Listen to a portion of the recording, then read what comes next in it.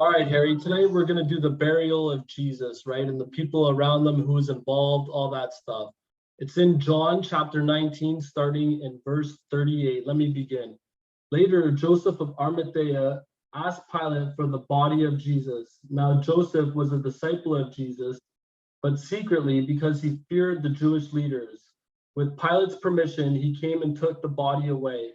Who is this Joseph person? Have we ever read about him before in the Bible or anything like that, Harry? No, it's kind of interesting. He just shows up at this time, but also on purpose, I believe, very much. I love the story that goes with it. But no, we don't read about him. Don't even Arimathea is an obscure name. They think it's in Judea somewhere, but we're not sure. So it's obviously a man of wealth and position. We know he's on the Sanhedrin because he voted against the death of Jesus. So he was a man of means, as the story would tells us. And but anyways, he had a purpose in his life, and it said that he was a secret follower of Jesus, which isn't altogether appropriate. But what is interesting about it this day, he was no longer secret. He came out and he wanted to he saw that this was terrible. I don't think he realized Jesus was the Messiah, but he knew he was a man of God, and that was enough for Joseph. And they were killing a man of God again. And like all through the centuries, other leaders, the people of Israel have been unfair to God's people, and he realized that something bad had happened that day, and he was going to do whatever he could to remedy the evil that was done. All right, thank you. Verse 39, he was accompanied by Nicodemus, the man who earlier had visited Jesus at night.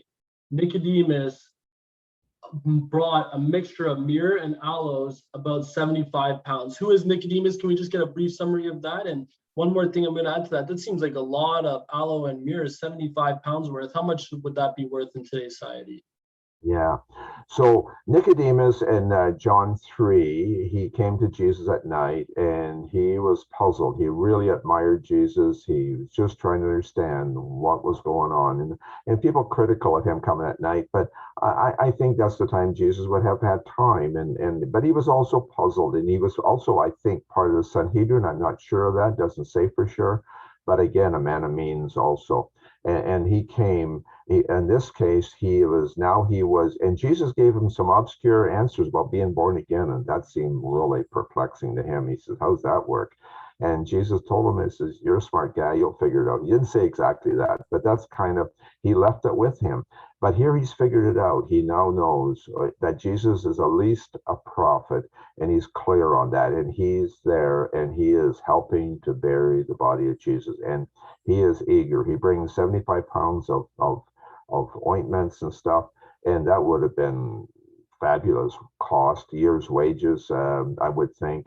And he's there, and him and his friend Joseph are on a project. And what's also interesting about this is that they went to Pilate to get that body. But what it says that Joseph went boldly to Pilate, and how actually that's another one of the other gospels that says that, but how that he was the only one that would be in a position to get the body, because I think he would have been, because he's a man of means, he would know Pilate, he would know how to talk to him, and I think Pilate would have been eager to give that body. He really liked Jesus. He's trying to redeem himself too, because he did something wrong. His wife has told him, don't mess with this guy. He's saying, going up to the people saying, I don't think we should crucify him. I've washed my hands clean, he says. So he's probably looking eagerly to try to make him have a clear conscience, is the best way to put it. And so now, of course, this is all the hand of God. But now that he is, but I think Pilate would have been eager. Joseph would have been eager, and so the disciples, I don't think they could have got the body. And even if they could have got it, the Pharisees would have chased him away, and they would have still scoffed the body on him. But Joseph and would have had the security of Pilate on that. He had the authority from Pilate through the soldiers that nobody was going to mess with this, and that he was going to go forward and going to secure this prophet's body, I expect.